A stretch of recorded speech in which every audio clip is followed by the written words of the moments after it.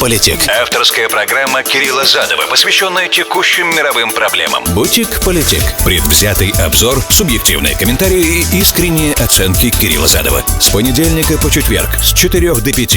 Politic. Сказал, как обрезал. Приветствую, друзья, с вами Кирилл Задов, это Politic. Сегодня 14 июля года 2022.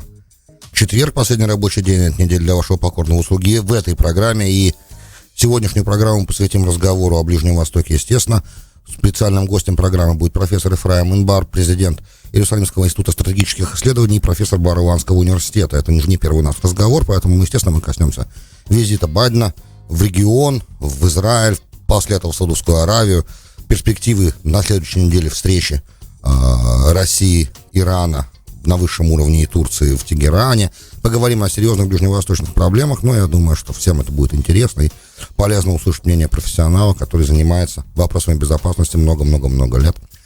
Такой план на сегодня, друзья. Вы можете мне писать 347-460-0877 с вашими комментариями. В следующих уже программах буду отвечать. То же самое касается тех, кто смотрит программу на YouTube в любой точке земного шара. Подписывайтесь при этом на канал. Аудитория растет. Большое спасибо за доверие и добро пожаловать всем новым подписчикам. Друзья, там можно комментировать, я тоже там буду отвечать. Вот такой план на сегодня в прямом эфире. 347-460-0877. Это СМС-портал прямого эфира Нью-Йорк, Майами, Филадельфия, application iHeart, application RUSA Radio везде в нации. Пишите там. Politic. Сказал, как обрезал.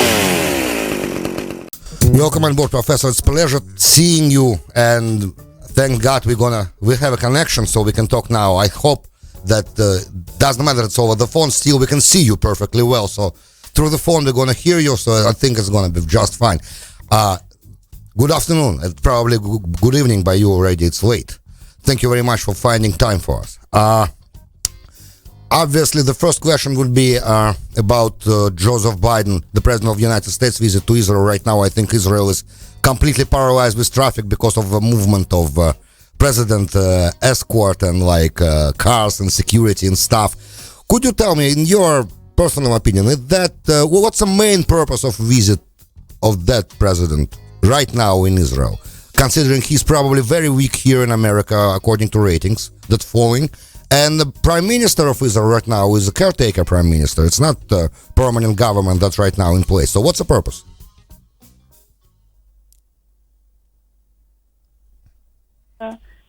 Before going to Jeddah, in order to get oil. That's the main purpose of the trip. Only oil, you're saying, is the main purpose of the trip? Because our press is concerned with the image here at home, because every Israeli visit of a president, any president, is good for ratings usually, because big Israeli lobby and Jewish lobby here in the United States. And also they're saying about something like creating Sunni NATO integration, Israel into region, talk about Iran and stuff, and on the first leg. And the second leg, it's like creating an impression that United States doesn't leave the region. What do you think about that? Well, I think that the point you raised about giving the impression that the United States is not totally pivoting toward China is correct, because the countries in the Middle East are concerned about the departure of the United States. However, the attempt will be doubtfully successful, because as you mentioned already, the image of President Biden is of a weak president, and also on the main issues that is confronting the countries in the Middle East, which is Iran, we all know his position. He wants a deal. When Israel, as well as Saudi Arabia, as well as other Gulf countries, believes that concluding a deal with Iran is a disaster. That symbolic non-binding agreement that they signed today with Biden and Lapid about not allowing Iran at any price to have a nuclear weapon. What what strength that agreement has, in your opinion? I think it's a piece of paper, and you can write everything on a piece of paper. the Americans refuse to commit themselves to define a red line in the nuclear program. They also refused to put a deadline on the negotiations. So basically, they continue to try to please the Iranians, and eventually they'll probably sign an agreement. And Israel is very concerned about it. When you say this, but they cannot, because he said many times, and he said that in interview to Israeli channels before the trip last week, and he also said that already in Ben Gurion of his welcoming speech, that they can, first of all, that they're going to use military force as a last resort, but he said that. Usually it mantra used to be all options are on the table. Now it's a different narrative. It's like we're going to use military force is a last resort option. It's something different already. And also he said that he's not going to remove Islamic Guard Revolutionary Corps, like the most dangerous regiment of Iranian troops or of Iranian military from the terrorist list. He said that. So that's under no circumstances, and that's probably the biggest stumbling block for Iranians to sign any agreement. Or you think Iranians going to sign agreement regardless, just for their oil to be sold freely and easily? Well, first of all, during the trip, President Biden and his spokesman made it quite clear that they consider only the diplomatic option, and they will continue with diplomatic option at this stage. Whatever it's done on the diplomatic course, the Iranians will not agree to an agreement. They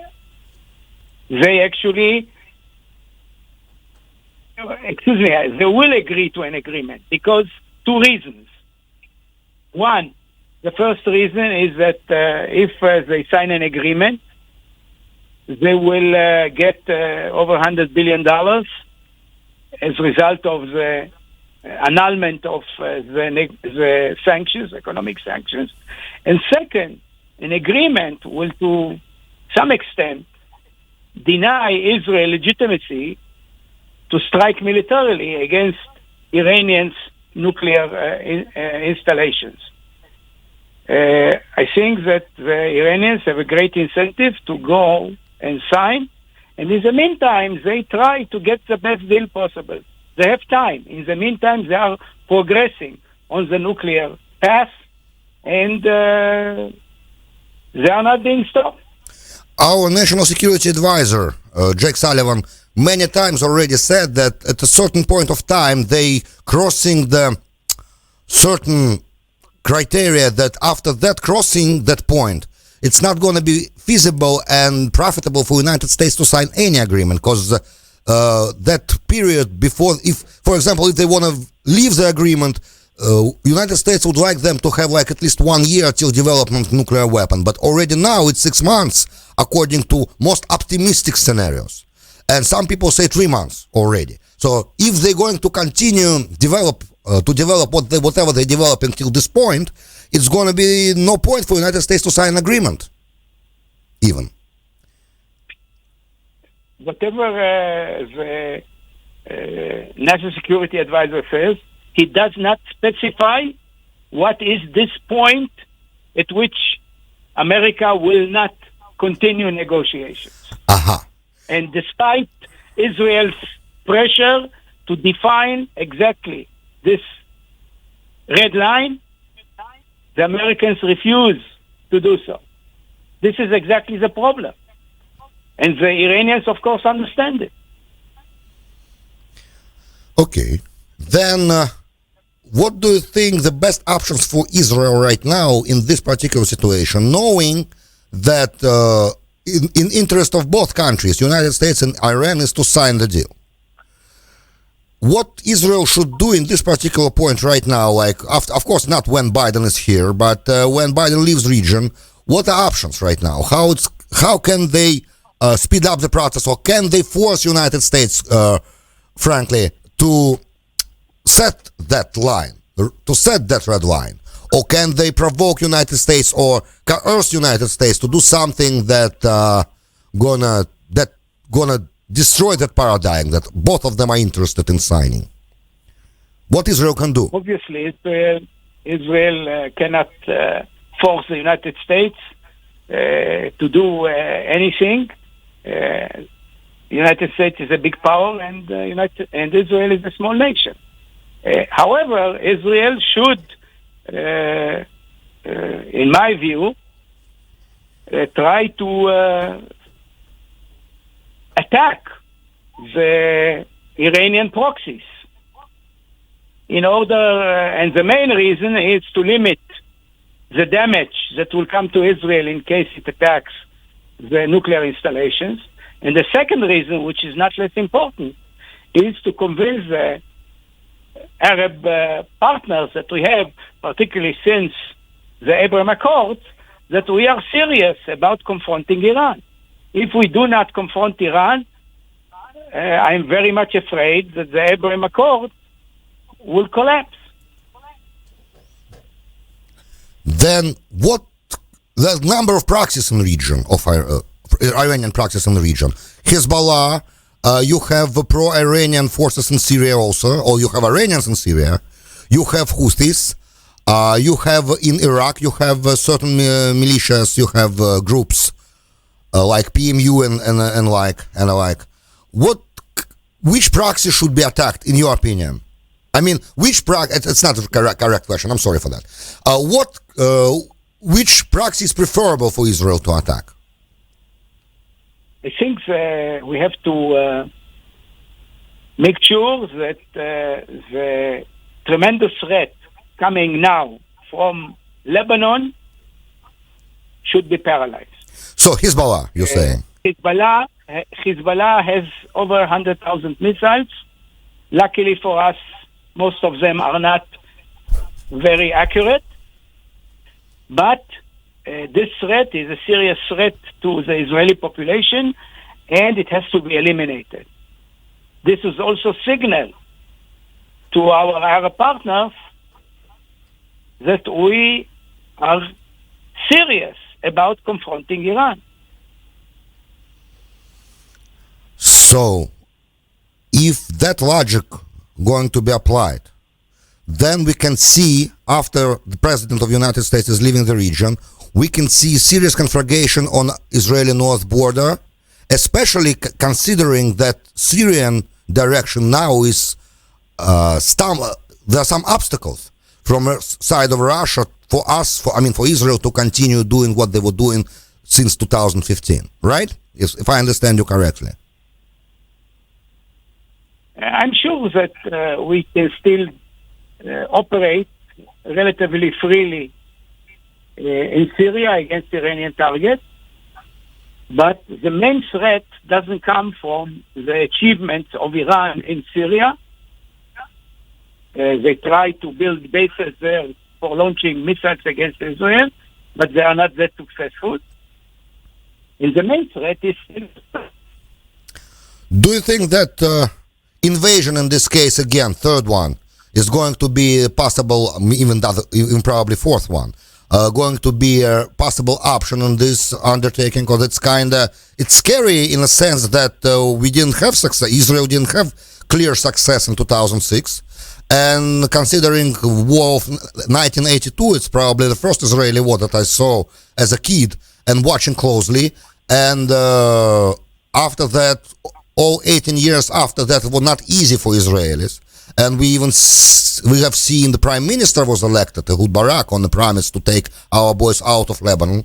So now, do you think that in this fourth invasion is going to be more successful because they have fortified positions, they have a lot of sympathy in South Lebanon, and the population is Shia also, and they supporting Hezbollah. So it's twofold question. First, do you think in Israeli officer corps, like top generals, they have appetite for invasion? And second, how successful can it be, considering previous history of Israeli Lebanon-Israeli-Hezbollah conflicts? Obviously, we must do better than in the past. And although the past was not so terrible, after in 2006, we created a certain amount of deterrence, and we have quiet, more or less, along the northern border. But definitely, you are correct that Israel must prepare in a much more systematic way for this type of operation in Lebanon. To some extent, our chief of staff is speaking about attaining victory, and this is an encouraging sign. The Israeli forces are training. I'm in no position to assess if we'll be, more successful than in the past. I come from the land of prophets, but I'm not a prophet. And every war is risky, of course. But this is something we have to do. We live in a tough neighborhood, and this is what we must do. Okay, that's military side of invasion. Now let's talk a little about consequences in case it happens of civilian infrastructure of the north, of people on Golan and people in Haifa. In 2006, they were suffering tremendously under shelling from Hezbollah and missiles attack from Hezbollah. And probably Hezbollah improved their missiles. And they now reach probably Tel Aviv. They now probably can reach Jerusalem. I don't know about Dimona. I don't know about that. It's deep south. But Gush Dan they can reach definitely. So what's logistical implications for service of interior? How can they do that logistically? How can they evacuate? Like we're talking millions of people. About 2-3 million of people should be evacuated from north and from center. How it's going? How can it be achieved? And Israel never had that in the past. Such an operation. You are right, but our defense missiles have been improving over time. We have a good record, but to be honest, we all know that our defense missiles are primarily intended to protect our strategic installations, and we cannot protect all civilian population.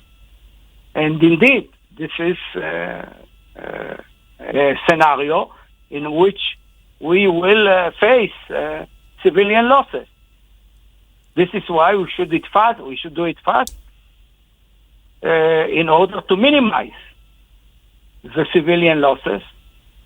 And I think that the government has a duty to explain to the population, to the Israeli citizens, the risks of such an operation and also the opportunities, why this should be pursued.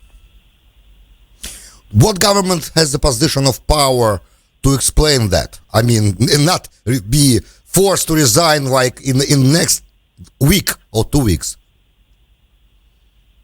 You think Yair Lapid government has to be done constantly. The government, even if it's a caretaker government, has to take care of the country. That's a political suicide. Because we know that Israelis are not prepared to have losses. Remember when there was a costly operation that lasted for 34 days? They were saying that it was a very successful operation in Gaza because we lost only like 8 people or 9 people, something like that. But if we see the goals of that operation, there were no goals. Israel didn't achieve any of the target except for deterrence, which didn't work for long, because after that there was another shelling from Hamas, and it's round and round, and it's like it's a circle. So it happens like every year, almost every year.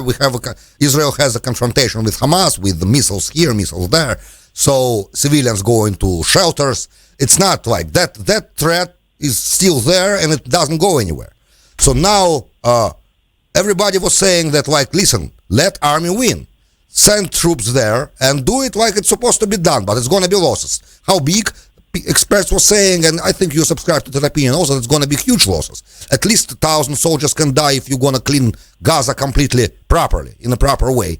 And no government can do it, because when government do it, they're going to resign afterwards. Like after Yom Kippur War, Golda Meir resigned. I understand that that analogy it's not proper analogy, because that was a different kind of war. But still, Israelis are not prepared to have losses. And that's going to be... I'm not sure that you are correct. I understand that the elite in Israel, political elite, and maybe even the military leadership is somewhat afraid of casualties. But I think that the population is ready for taking casualties if the war achieves its goals. Moreover, successful wars are popular. But listen, in Lebanon in 2000, when Barak was running for prime ministership, the main slogan was, I will return our boys back. Didn't population understood in that particular time that our Israeli presence in South Lebanon is a guarantee that whatever is happening right now will never happen? And they were losing 6 soldiers a month. Am I correct? 6, something like that, right? Casualties were 6 soldiers a month in the last year. No, there were less. About 40 people a year. 40 people a year. And still, sentiment was to return as soon as possible. Stop. Evacuate our army. Evacuate the soldiers back. Bring boys back from Lebanon. And we see it now, consequences of that decision in year 2000, as the same consequences of evacuation from Gaza and stuff. So they were not ready for loss of 40 soldiers a year. And now you're saying that the population will be ready for major military operation with like hundreds and hundreds of soldiers and probably thousands of civilians. I think that the polls show that this fear is not warranted. The Israelis are ready for larger scale operations in Lebanon, also in the territories in Judea and Samaria, in order to make Israel safe. And this is, we published it on our website. Everybody can see it. We published serious work on the issue of sensitivity to casualties. It's a myth that Israelis are sensitive to casualties. They are sensitive to casualties when the wars are not successful. This is true, by the way, also of the Americans. Sure. I think it's true with every single country. But in order for the war to be successful, it's got to be consistent, right? And goals should be clearly defined, and there should be no turning back before the goals are achieved. And with Israeli leadership for last, I would say 15 years, maybe 20 years, we didn't see that attitude. You agree? This is what I'm trying to change in my country. And I think that there are ears that are willing to listen, even among the definitely professional staff and maybe even politicians. So it looks like to you that there is no possible way for Israel in short-term perspective, to avoid military conflict. There is no way. Right. There is no way to avoid military conflict in order to weaken Iran and eliminate the nuclear threat. And I wrote a piece. I wrote, to Natanz goes via Beirut. That's, on one side I hear what you're saying, because that's the honest assessment of the situation. On the other hand, I understand, I realize, I just recently visited Israel in March, and I saw that country is, thanks God, blooming, it's developing, and it's I don't think people inside, they are prepared right now for a big military conflict. It's a hard thing. And I understand that everybody in Israel, they are served in the army, they either in the army or they're reservist, and Israeli society is militarized, I think, probably most militarized country in the world because of the situation in the region where they are right now. Still, it's hard for me to imagine because I never been witness of that inside Israel. When I was in Israel, I never seen the war. But I realize that's it's a perspective. I don't know when it's going to happen, but I have that feeling also. But tell me, do you think that when Israel invade, and definitely it's going to happen, I think also it's going to happen soon. Do you think that Arabs in the territories in Yehuda Shomron and in Gaza would not be like a fifth column in the back, like stabbing in the back when Israel going to do the work on up north? This is definitely a possibility. We've seen it last year in May. Right. Not only the Arabs in Judea and Samaria and in Gaza, also the Arabs within Israel. Al-Fahm, right. And we have to prepare for this contingency. And I think Israel is preparing, increasing the police force. It's trying to establish a national guard. We definitely have to take into consideration that there will be elements within the Arab Israeli population or beyond its borders that will try to capitalize on such a action, military action, Israeli military action, in order to cause trouble. And you think there is a way that Israel can have a conflict on three fronts simultaneously and manage that? We had it before, 67. Then it was even, we had armies against us, and we managed. It's a question of preparing for it, the military, and preparing mentally the population. No, it's nice to say, peace is around us, and we'll live well, and we'll prosper, but we have to be realistic. And sometimes I understand the rationale for delaying a war. But at the same time, if you delay a war, it may be more costly at a later stage than now. Yeah, obviously. We see that in Gaza, and we see that in Lebanon right now. So we understand that. Right. So what do you think, before the commercial break, I want to ask you only that thing. What do you think about role of Fatah in Yehuda Shomron in this particular case? What's the scenario going to be of Mahmoud Abbas, for example, current Palestinian leadership? What they going to do in this situation? Will they try to cooperate with Israelis, or will they be against? Well, I think that the current leadership is not very much liked by the Palestinians. It is weak. It lacks legitimacy.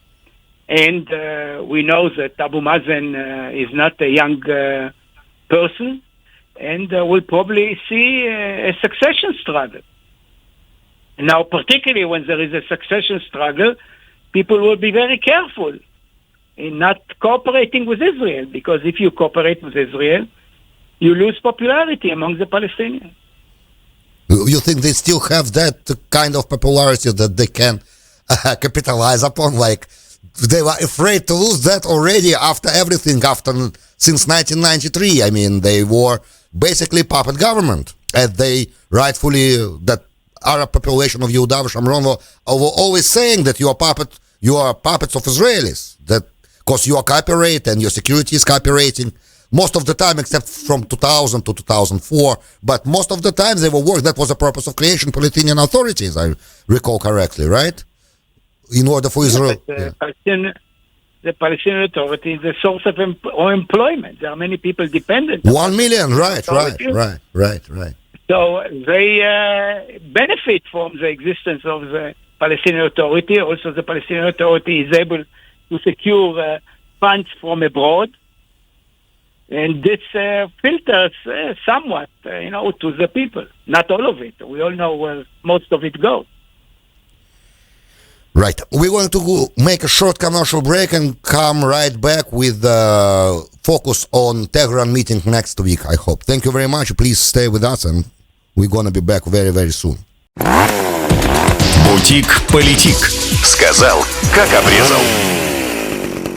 Добро пожаловать в Бутик-политик. С вами Кирилл Задов. У нас на связи профессор Efraim Inbar, профессор Болонского университета и президент Иерусалимского института стратегической безопасности. Professor, welcome on board again. Right. There is a meeting right now that, not right now, next week is going to be a meeting between President of Russia, President of Turkey, and President of Iran in Tehran, and they're going to be bilateral talks, and they're going to be talks on Syria. What do you think in this particular situation right now that Russia faces?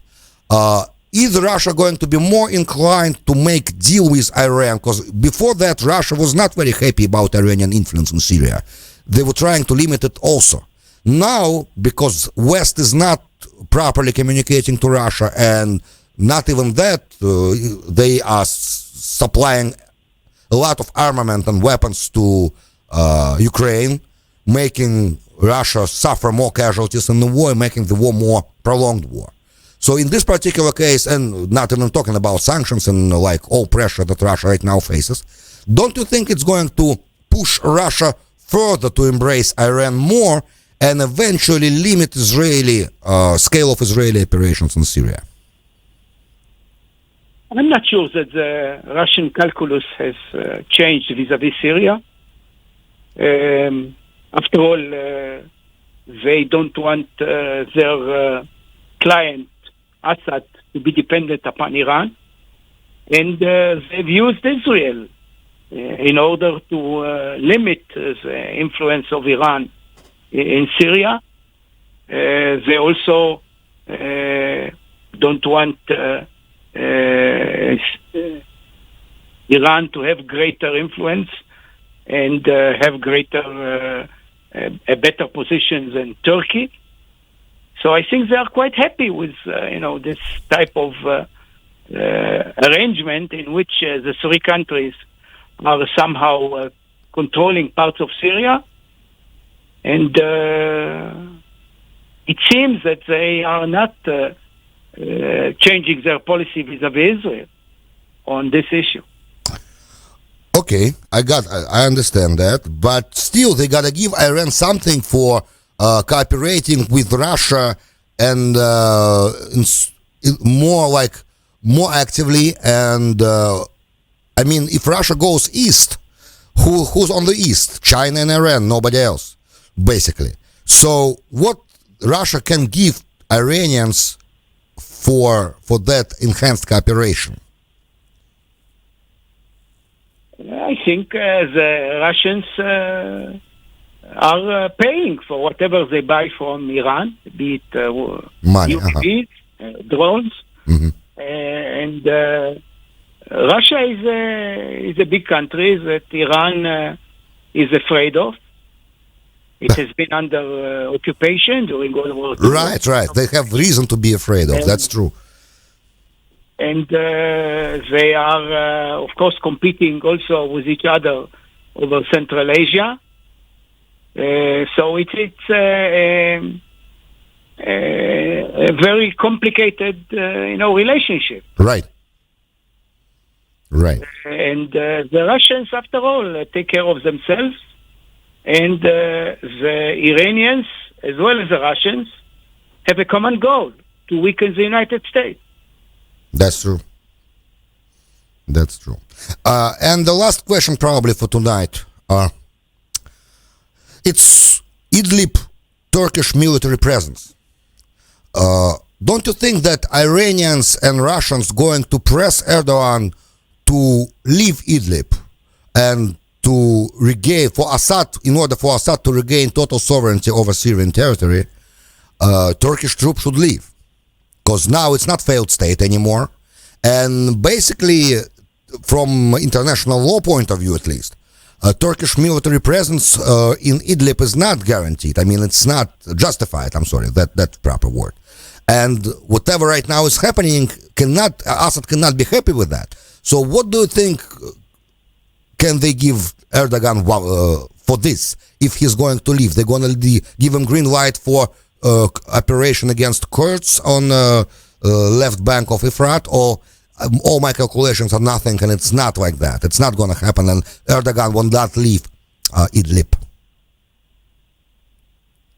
I don't know what Erdogan will do vis-a-vis Idlib. If there will be great military pressure, of course he'll consider withdrawal, but he has freedom of action. The Americans are interested in a Turkish role in Syria because they see Syria as a Russian protectorate, and the Turks limit the power of the Russians. Also, again, there is a complex relationship with Iran on the Kurds. Neither country, nor Turkey, nor neither Iran wants the Kurds to be too strong, and of course not the Syrians. So what we see basically in the last years, and this is a result of the civil war, some kind of partition of Syria. Assad had 60% of Syria, and the rest are sharing it, and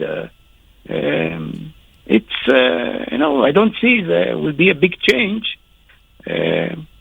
The Turks are now also weaker than before because economic reasons are also isolated in the region, and this is why they are getting close to Israel, getting close to the United Arab Emirates. They get money from them. So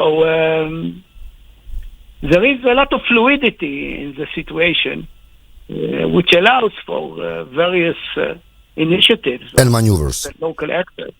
That's right. We have our time, unfortunately, come to an end. Thank you very much, Professor of Bar-Ilan University and President of Jerusalem Security. No, I'm no longer at Bar-Ilan. I am the President of the Jerusalem Institute for Strategy and Security. That I'm saying also, yeah, because they didn't say it on the website, right? On the Jerusalem Post website. The last time I was checking, I was reading your article in Jerusalem Post. Thank you very much, President of Jerusalem Institute of Strategy and Security, Professor Efraim Inbar. We have to continue our conversations next time possible. Thank you very much. Thank you. I appreciate for your time. You're welcome. Thank you. Bye. Bye. Бутик Politic. Сказал, как обрезал.